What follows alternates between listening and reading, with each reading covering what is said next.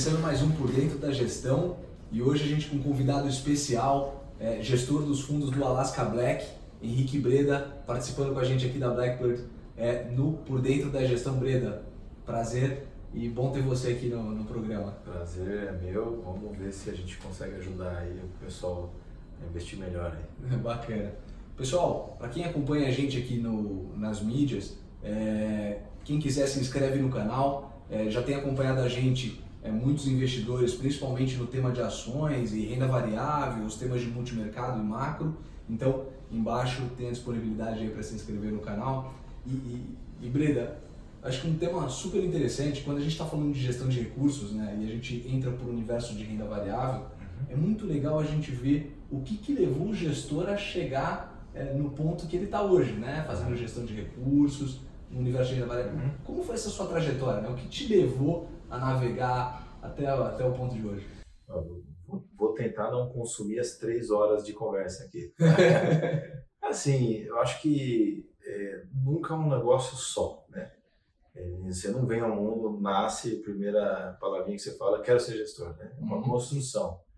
Então é uma mistura de sempre na escola eu me dava melhor com exatas, gostava de matemática, depois você começa a gostar de física, e aí eu lembro de ver variações de números no Jornal Nacional. Eu era muito criança, então sempre tinha algumas coisas depois dos gols da rodada, sempre tinha algum comentário, a bolsa subiu tanto, a bolsa subiu tanto, eu ficava com aquele percentual na minha cabeça, o que é essas variações, né? E meu pai era agricultor, então era muito comum eu vir em casa, o tomate subiu tanto, essa safra foi horrível, porque a batata caiu tantos por cento, e eu ficava com aquele negócio na cabeça, essas variações. Foi chegando a época do colegial, e aí você tem que começar a dar uma direcionada na sua vida, para onde você vai, que curso você vai fazer.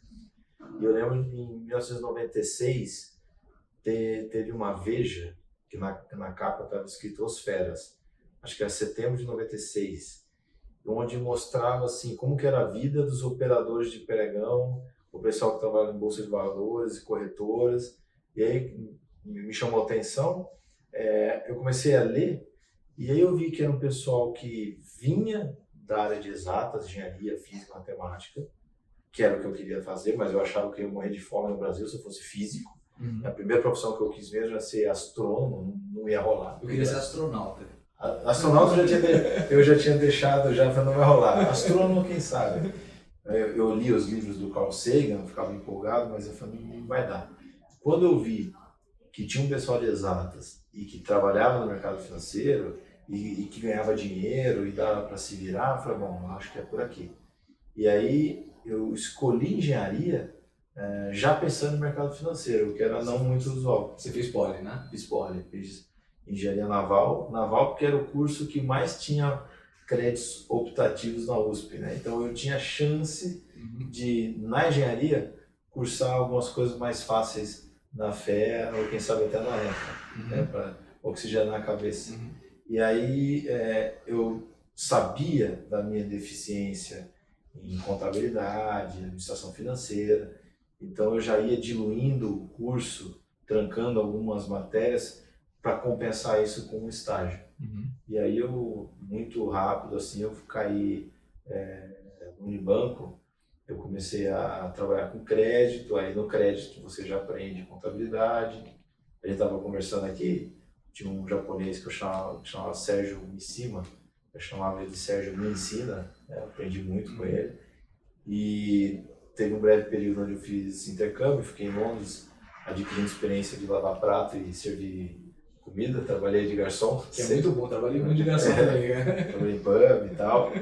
E quando eu voltei para o Brasil, aí entrei nessa área mesmo. Aí eu fui trabalhar numa gestora inglesa, comecei back-office, o que para mim, assim, na minha cabeça era um downgrade, porque eu estava no crédito, ajudando a fechar a operação. Aí fui trabalhar de garçom em Londres e voltei para cá checando documentos, né? Mas aí, muito rápido assim, em 2005, 2006, eu comecei a trabalhar com ações já. E aí foi assim, foi uma sucessão de tentativas de entrar num lugar legal, né, com sócios, um pessoal que sempre pudesse me agregar alguma coisa. Aí eu fiquei dos meus 23 anos até 30 anos de idade, rodando de gestor em gestora, tentando achar os sócios ideais, até eu conseguir montar a Skipper em 2010, e aí no final de 2011 eu virei gestor do Black.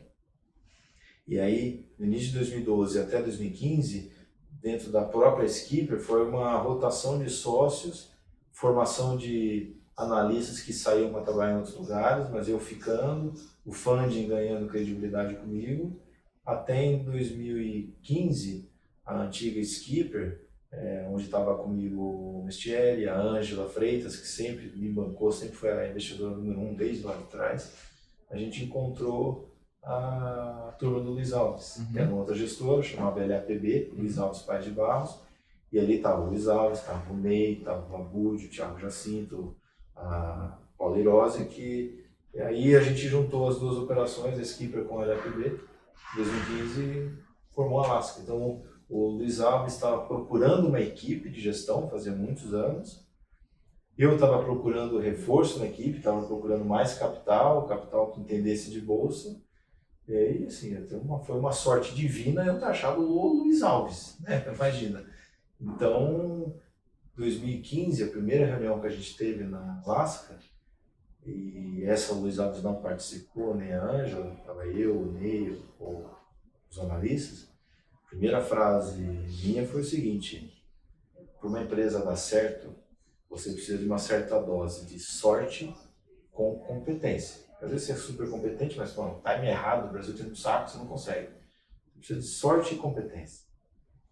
E eu falei assim, olha, sorte a gente não precisa mais.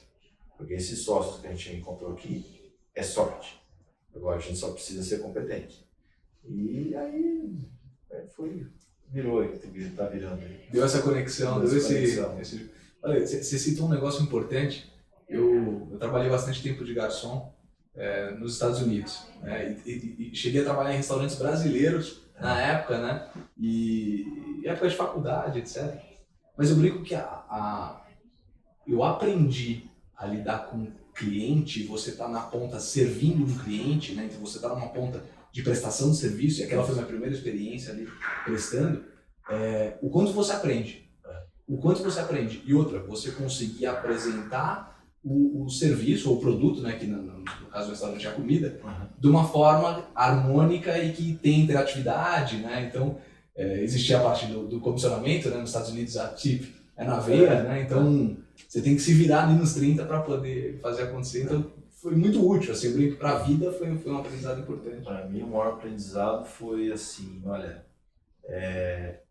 e Londres era muito interessante para isso, porque é o seguinte, recebia muitos imigrantes o tempo todo, poloneses, brasileiros, e assim, era nítido, era visível você perceber o seguinte, se você não tem medo de trabalhar, você arruma alguma coisa.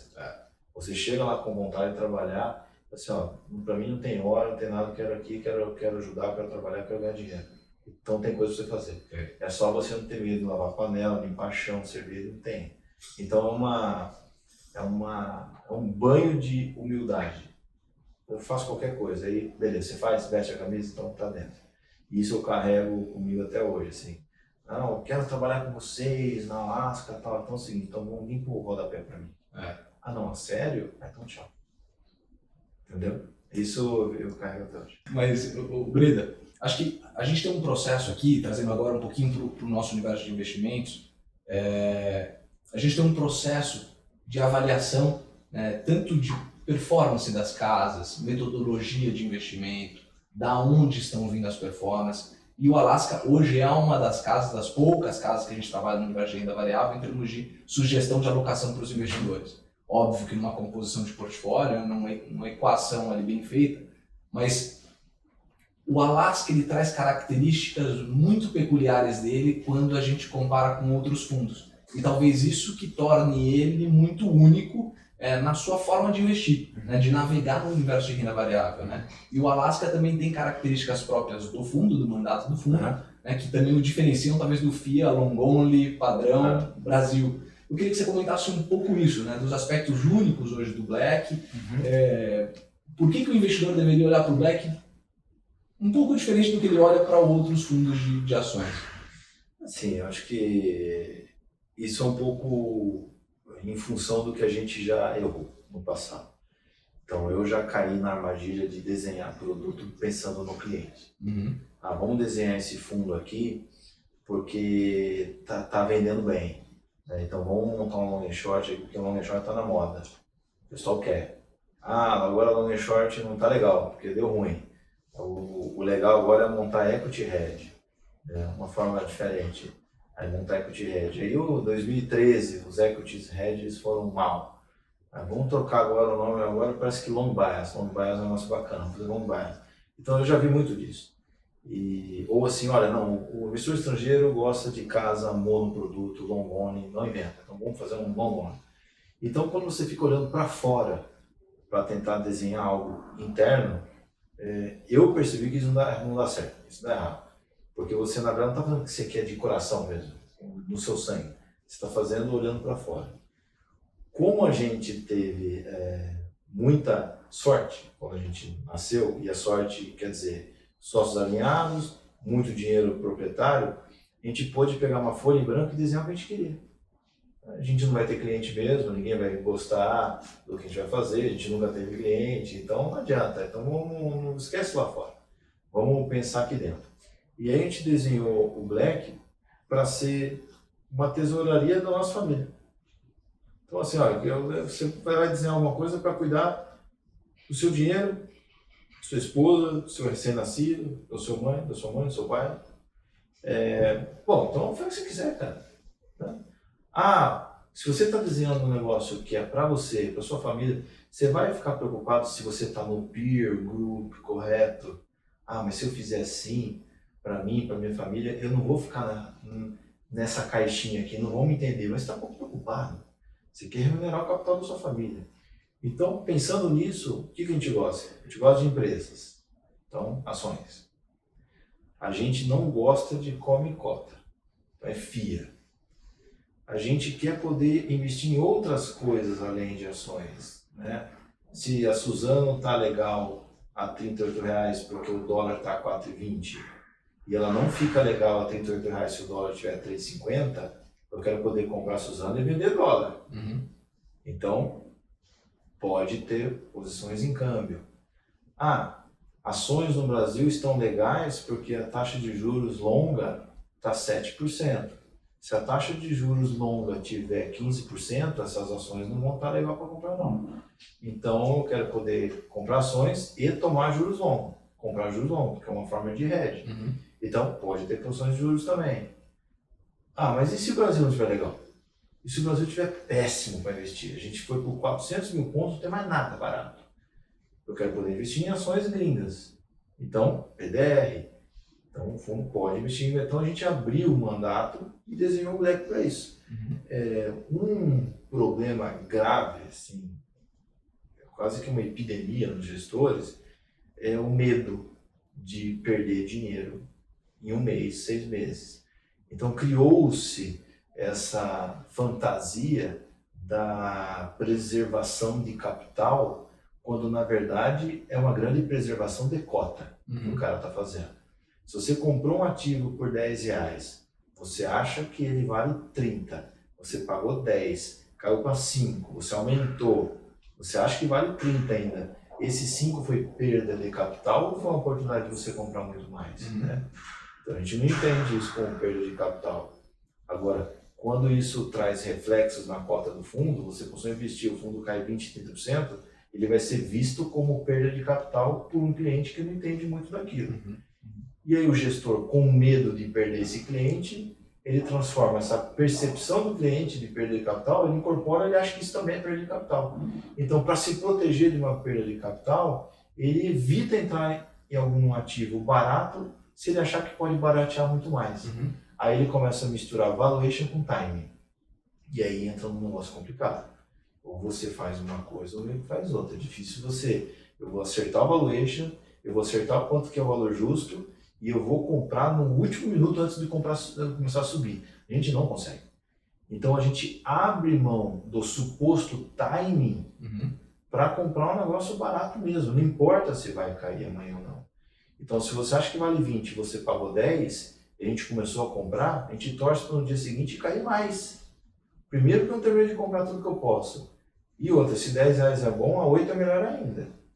E isso não cai bem para a clientela. Vamos falar assim. Por isso que a gente brinca que a gente não quer clientes.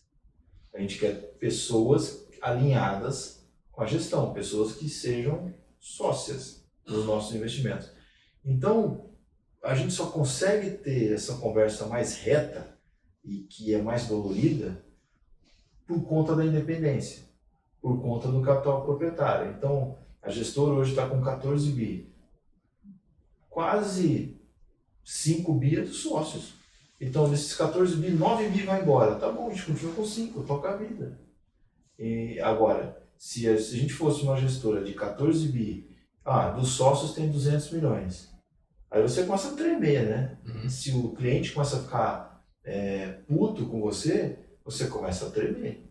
Porque se você só tem 200 milhões de sócios e 13,8 é de clientes, se esse 13,8 for embora, a gestora meio que praticamente volta a estaca zero. E aí, com esse medo, o gestor começa a fazer o que o cliente quer, não o que ele acha que é verdadeiramente certo para gerar performance. Então, com isso na cabeça, o fundo acaba ficando um pouco diferente. Legal. Então, assim, mais ou menos é isso que passa na nossa cabeça. Só que, assim, eu acho que ao longo do tempo vão surgir outros fundos parecidos também. Acho que já tem vindo outros aí, talvez, um pouco mais com a cabeça, né? Então... E a ponta oposta também muitas vezes é verdadeira, né? Não é porque eu comprei um ativo, e a gente tem um famoso aí no portfólio que disparou, né? Você teve uma valorização gigantesca nos últimos anos, e isso não quer dizer que está caro, né? Eventualmente ele pode continuar barato, Sim, dado o potencial de crescimento que você ainda tem dentro da tese. Então, eu acho que a gente, naturalmente, no nosso universo e no de vocês é igual, que o que importa ali é o potencial, né? Tem potencial de apreciação, maior ou menor, não interessa o quanto foi para trás, é o que a gente tem que olhar para frente. Assim, a ação ou a empresa não tem memória, né? Você, hoje a ação está R$40, mas ela já foi 20, então hoje está caro. Não, a empresa mudou. Mudou a linha de negócio, mudou o business, teve captação no mercado, né? Mudou o perfil de crescimento, trocou o manager. Como é que você vai comparar 40 agora com 20 lá atrás? Uma empresa não é um quadro. O quadro Mona Lisa é sempre o quadro da Mona Lisa. Agora a empresa mudou. É um ser vivo em evolução, né? Para melhor, se a empresa for boa, sempre evolui. Ou ela está ficando arcaica, está ficando para trás, se perdeu no tempo e eventualmente some. Então, assim, você tem que ter um olhar clínico e muito de perto para saber se aquela empresa está acompanhando o mercado, está evoluindo ou está ficando para trás. Em alguns setores isso é mais dinâmico, isso é mais violento, em outros não tanto. Então, assim, se a gente pegar a Suzano, o que ela evolui ao longo do tempo é ter alguma tecnologia, algum clone diferente, talvez lá na frente alguma coisa de nanocelulose, mas a nossa é mais lenta. É árvore, cortou, celulose, papel higiênico, acabou, né? Técnica de uso de papel higiênico não muda muito ao longo do tempo, é sempre o mesmo padrão. Agora, você vai para uma Magazine Luiza, não dá. O jeito que se tocava, ou o jeito que se pensava venda para um cliente 40 anos atrás, não tem nada a ver com hoje.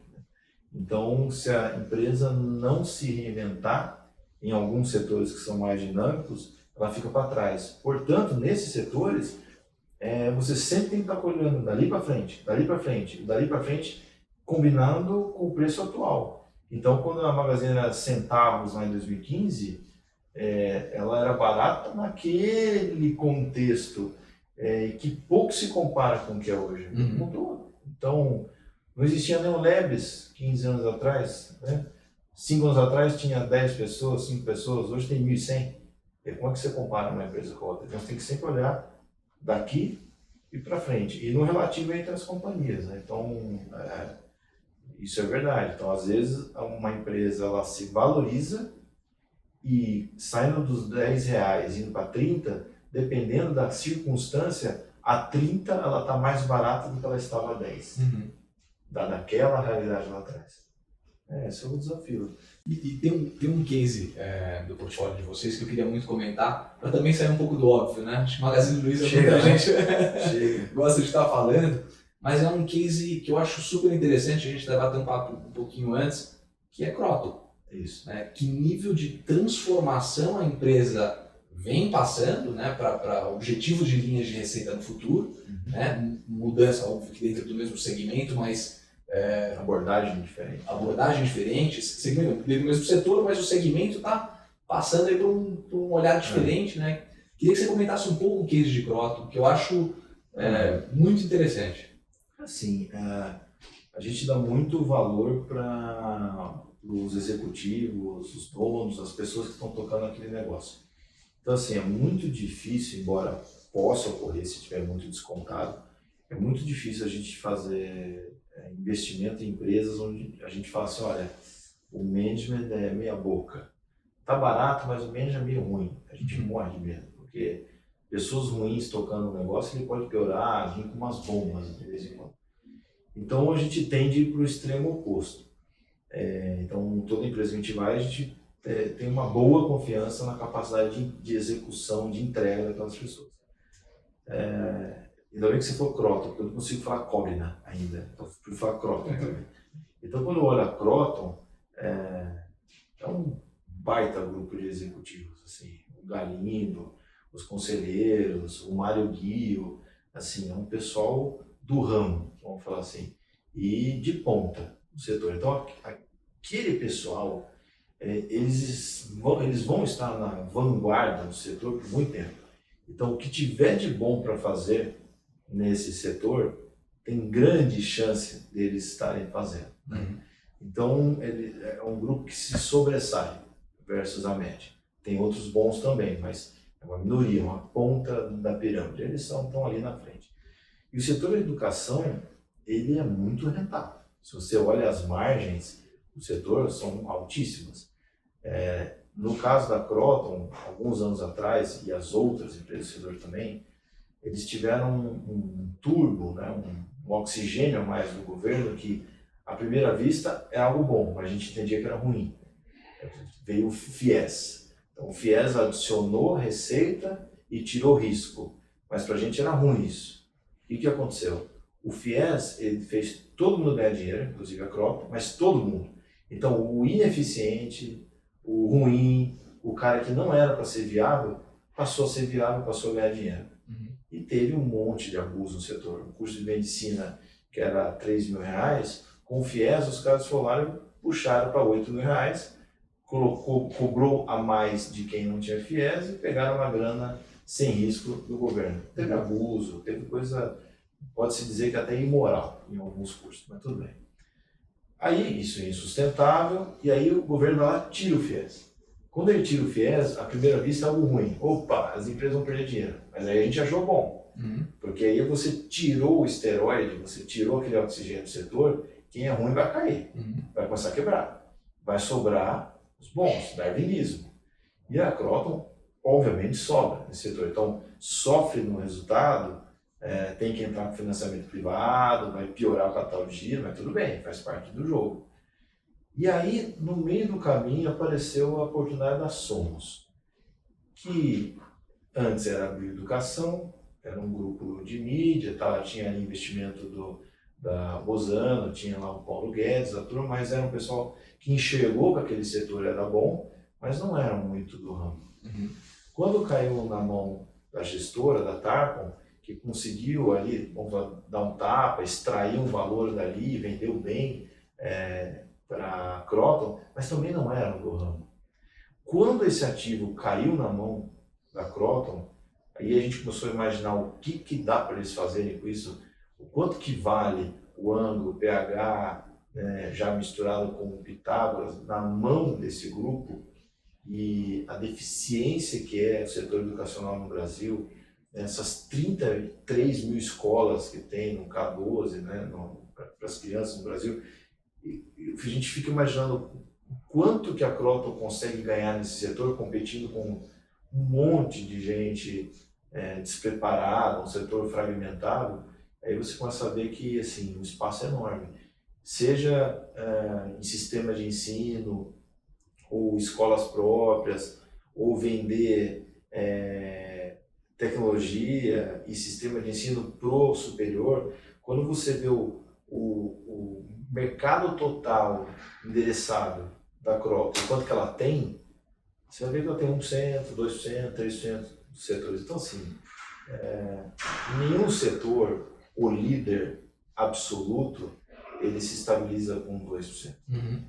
Ele vai lá para cima. Né? Então, a gente acha que a Croton vai crescer muito, num setor onde o governo vai ter que cada vez mais trazer iniciativa privada para resolver esse problema no Brasil. O governo não tem dinheiro mais, não tem capacidade de execução para educar a população.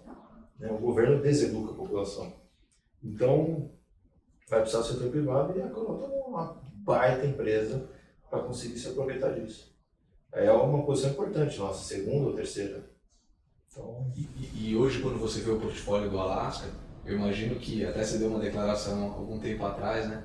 Tá faltando dinheiro para a gente comprar tudo que a gente quer. A gente olha a Petrobras, barata, Vale, barata, Croton, barata, Magazine, barata, a gente acha, o pessoal não acha, barata, Klabin, barata, Suzano, estão dando Suzano. Então, assim, falta recurso mesmo, não falta ideia. E eu acho que as empresas também no Brasil foram obrigadas a fazer uma lição de casa no momento de crise que a gente teve. O quanto, principalmente no setor industrial, né? Acho que o industrial a gente vê com mais latência isso. Porque a gente brinca aqui, tá todo mundo cachorro magro. Né? Teve que fazer a lição de casa, enxugou estrutura de custo, otimizou pessoal, né? Para poder trabalhar ali num limite maior. Né? Então, hoje a geração de receita que a gente vê vai se transformar em lucro de uma forma importante, né? Acho que nos próximos anos a gente tem... Cada R$1 de receita hoje gera muito mais caixa do que R$1 de receita em 2012, 2013. Com certeza. Então, assim, capex relevante, as empresas precisam fazer? Não. A capacidade ociosa do país é grande. A utilização da capacidade está baixa. Então, capex, nos próximos 2, 3, 4 anos, nada de muito relevante. As empresas estão mais enxutas, né? Estão mais leves, trocaram custo de pessoal? Então, o potencial de expansão de margem está maior. O custo de capital das empresas caiu. Né? CDI 14, 12, 10, está indo para 5, talvez abaixo. Então, o custo de capital das empresas reduzindo, menos despesa financeira, mais lucro, mais geração de caixa. As empresas, elas racionalizaram seus ativos, sim, venderam coisas não core, se consolidaram e ficaram mais focadas naquilo que elas dominam. Então, teve isso também. Teve o darwinismo. Você pega uma crise que o Brasil teve em 2013, 14, 15, começo de 2016, imagina quantas empresas morreram. Quantas recuperações judiciais, concordato, falência, calote, um monte de empresas sumiu do mapa. Quem que sobra? As listadas. Então elas vão ocupar mais espaço. Então elas vão ganhar market share, não tem capex, tem expansão de margem e a gente vai ver uma expansão de múltiplo da bolsa ainda. Porque o custo de capital desabou. Sim. Então assim, o que mais você quer para investir na bolsa? Né? Todos os motivos estão ali já. Mas a hora que vier o investment grade, talvez seja o final da festa. Então assim, a gente acha um momento muito bom mesmo. E Vera, queria trazer um tópico aqui que a gente faz bastante nesse quadro que é Por Dentro da Gestão, que esse aqui é colocar no corner, hein? Só tem duas opções. Vocês me colocam no corner todo dia. E às vezes socam. Aqui é simples. É um quadro onde a gente ou compra ou vende. Você só pode estar comprado quando está vendido. Então, não tem outro. Só para eu deixar claro. Quando eu vendo, está suposto que eu vendi, peguei o dinheiro e botei no CDI, certo? A venda significa ficar no CDI? Não. Ou abrir short? Está shorteando. Perigoso, hein? Tá Shortear coisa no Brasil hoje é... Está shorteando. Tá bom, vamos lá. Os temas são amplos, tá? Tá. Paulo Guedes. Compra. Varejo no Brasil. Compra. Vou jogar uma fácil agora só para você aquecer. Magazine Luiza. Compra. Indústria de petróleo pré-sal. Compra. Petróleo a gente acha que vai subir bastante. Xisto. Xisto entendo pouco, cara. Xisto é comprar área de xisto? Eu acho que a gente vai ter isso no Brasil. A bacia do São Francisco lá tem. A gente só não explorou direito ainda porque eu acho que não precisou. Mas seria compra também. Puta, eu tô virando Zé Comprinha, hein, cara. Dá uma pra eu vender. S&P 500 e economia americana ali. Short. Short. Acho que... Tá caro. É short. Europa. Compra. Esse é usado, hein? Esse foi o...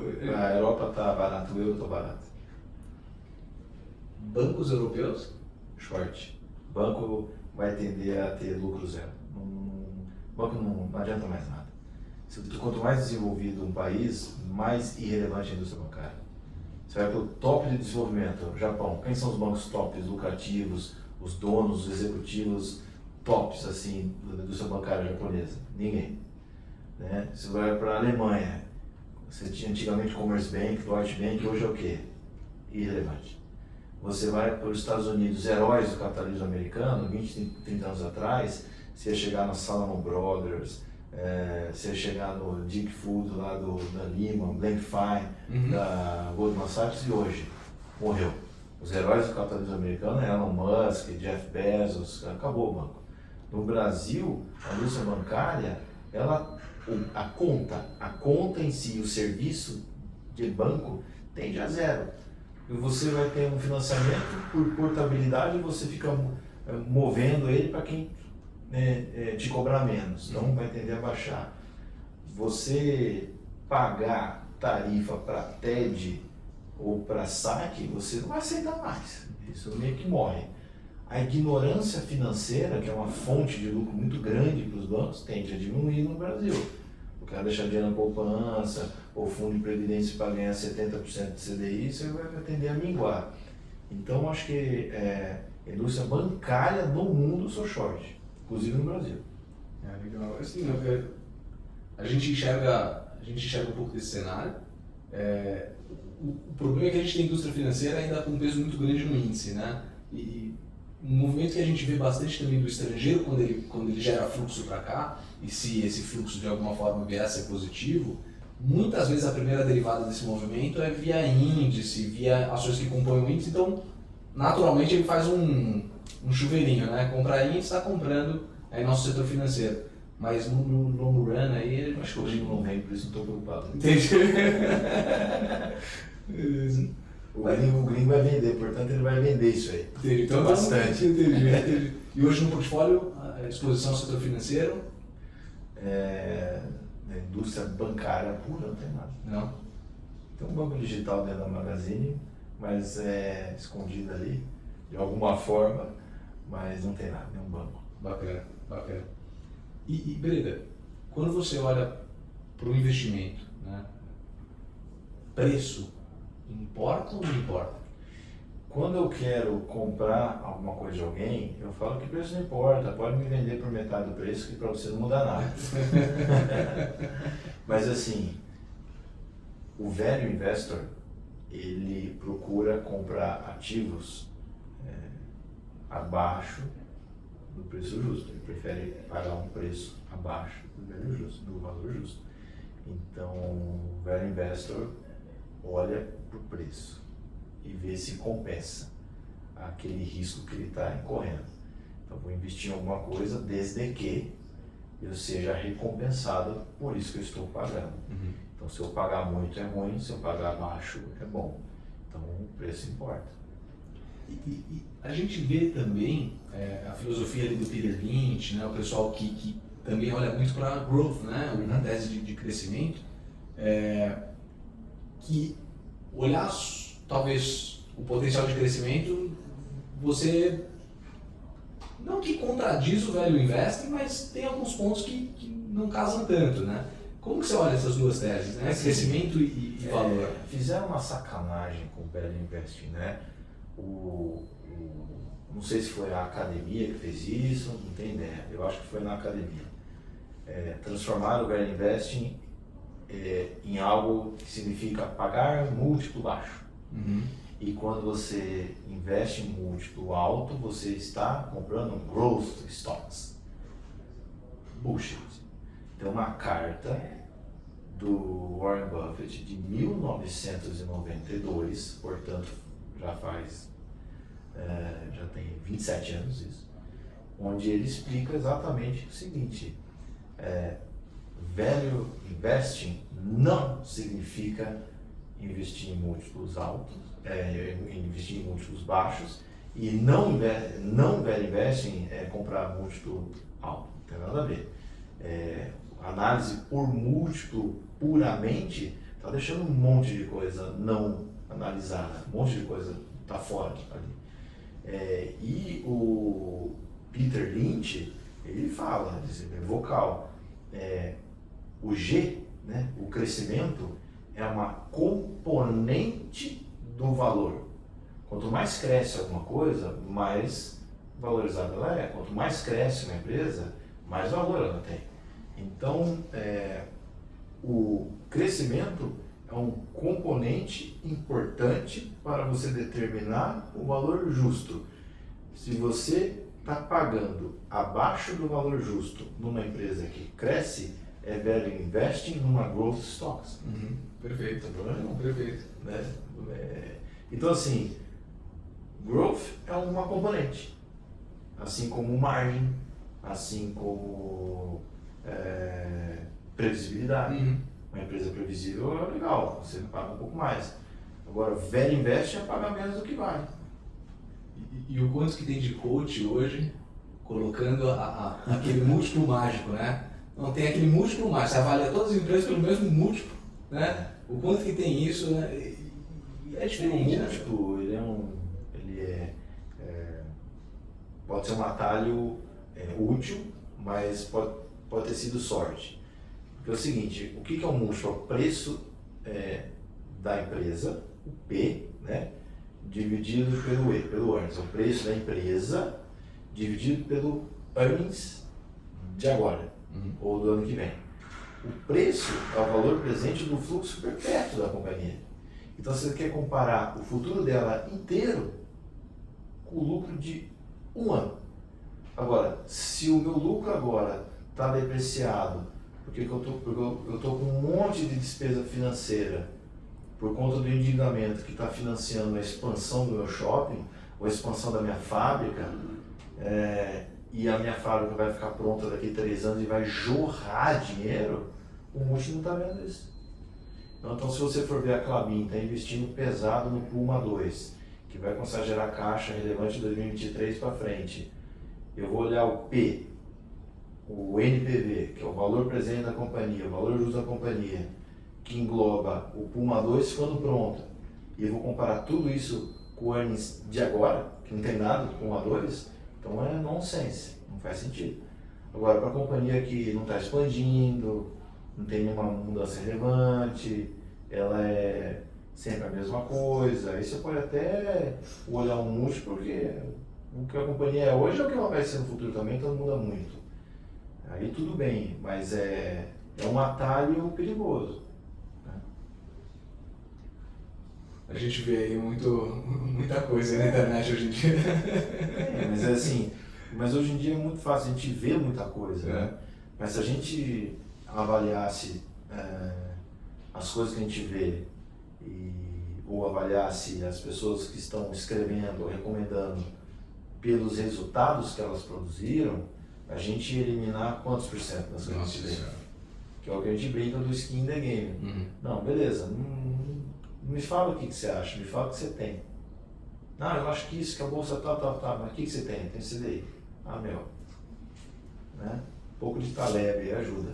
E você tem acompanhado muito seu portfólio aí percentual do CDI, Breno? Não. A gente vem aqui 100% de 0 a 0, 120% de 0 a 0, já tá. Você não vê americano, fala o seguinte, meu objetivo é ganhar 115% do Fed Funds. Ou eu nunca vi o inglês, né? Eu estava trabalhando em Londres, nunca ninguém falou assim para mim, cara, se eu conseguir 115% da LIBOR, tá bom. Não existe isso. É uma visão sempre ou inflação mais ou retorno absurdo. Inflação mais ou retorno absoluto. Legal. Agora, nesse mundo desenvolvido, inflação mais ou retorno absoluto ficou igual, né? Para inflação zero, então não adianta nada. É verdade, é verdade. Breda, queria muito agradecer a sua presença. Poxa, acho que ilustra bastante, né, a cabeça de gestão, né, para onde está navegando o Alasca. Eu acho que é importante essa aproximação com o investidor e também deixar aí um espaço para você poder fazer o último comentário e a última visão que você acha que o investidor deveria ter hoje da gestão e também da parceria com o Luiz Alves, que é uma química importante entre vocês. É o grande mestre nosso, né? Na dúvida, na hora que dá aquela crise existencial, a gente conversa com ele e a solução aparece. Porque 57 anos investindo em ações no Brasil, você já viu tudo, né? Pouca coisa é nova. Então, assim, a recomendação acho que para as pessoas é o seguinte: se você investe com o objetivo de construir patrimônio e não somente proteger, se você quiser só proteger, o CDI no Brasil ainda resolve. Um belo do estacionamento, para ar-condicionado, se não vai dar para trás, mas também vai para frente. Então, é um dinheiro no colchão sofisticado. Uhum. Se não é isso, se você quer investir para multiplicar esse patrimônio ao longo do tempo e fazer esse dinheiro começar a trabalhar para você, você vai ter que correr mais riscos. Risco as pessoas entendem como sendo algo ruim. Não, risco é risco de ganhar também. O risco pode ser para cima. Uhum. E devidamente dimensionado, isso produz retornos muito mais positivos do que você não correr risco. Afinal de contas, os empresários estão arbitrando isso, né? Ninguém se mete a bobo para montar uma empresa para ganhar menos que o risk-free rate. Então, na média, bons empresários estão arbitrando isso, estão pegando dinheiro a custo de CDI e botando numa operação para ganhar mais, né? Então, para você multiplicar capital ao longo dos anos, você vai ter que correr mais riscos, porque ficar só no CDI não vai dar. E correr mais riscos significa ações, empresa, private equity, entrar em fundo imobiliário, empreender, botar o dinheiro em coisas produtivas. E dentro desse leque de coisas produtivas, um negócio que é muito fácil, que tem baixo custo e a agilidade é alta, é a renda variável. Você consegue, num clique, virar sócio do Jorge Paulo Lemann na Ambev. Num clique você consegue ficar sócio de Carajás, né? Essas margens de 50% do minério, vendendo minério para o mundo consumir prédio, num clique. Então, assim, deixar isso na mesa, não tirar proveito do mercado acionário, é bobagem. Então, mas para entrar, não entra de qualquer jeito, não vai na base da diquinha, procura aqui a assessoria de vocês, tem um monte de material bom, as gestoras escrevem cartas excepcionais, tem livros sobre isso, mas vale livro de quem ganhou, de quem produziu, tem uma infinidade de coisas para estudar, para daí começar do jeito certo. Mas não fazer nada, não começar a ignorar esse mercado, é deixar na mesa. E inclusive, nosso time de análise trouxe, num período que a gente estava fazendo o processo de diligência, no Alaska Black, no 1, tem lá nos comentários do fundo, no site de vocês, que a visão do investidor deveria ser de longuíssimo prazo. Isso. Né? Porque a gente fala muito longo prazo. A visão sempre de construção, né? Se imaginando ser sócio de uma empresa, você não vira sócio da empresa para semana que vem sair dela. Né? Não existe isso. Né? Em nenhuma situação normal isso acontece. Você está ali para o longuíssimo prazo. Você entrar, você decidir entrar com um pedaço do seu patrimônio em ações, ou você decidir ter filho, ou você decidir escolher por uma carreira, são questões de longuíssimo prazo.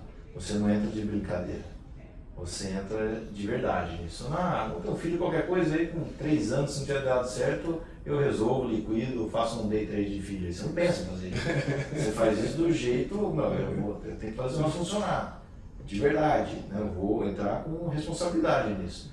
Ou, vou fazer uma faculdade, qualquer coisa eu troco, eu entro nessa carreira, eu vou fazer um swing trade aqui de curso, você não vai dar em nada, cara, né? Entra para valer, escolhe de verdade e vai, né? Longuíssimo prazo é isso, 15, 20, 30 anos. No meu caso, longuíssimo prazo é um projeto para a vida inteira.